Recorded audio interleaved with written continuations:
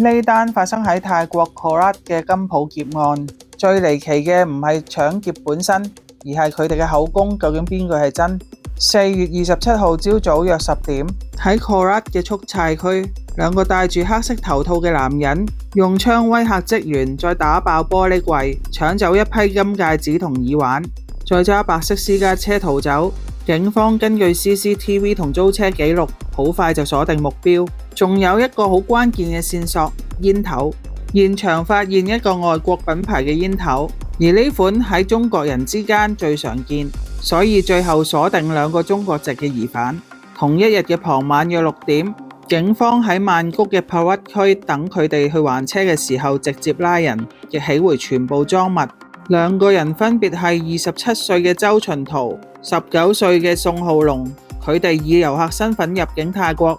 最初嘅口供話喺泰國玩到冇晒錢，所以去搶金。之後又話其實係俾網上招聘吸引嚟泰國做無人機維修，仲話對方開價高達4萬美金。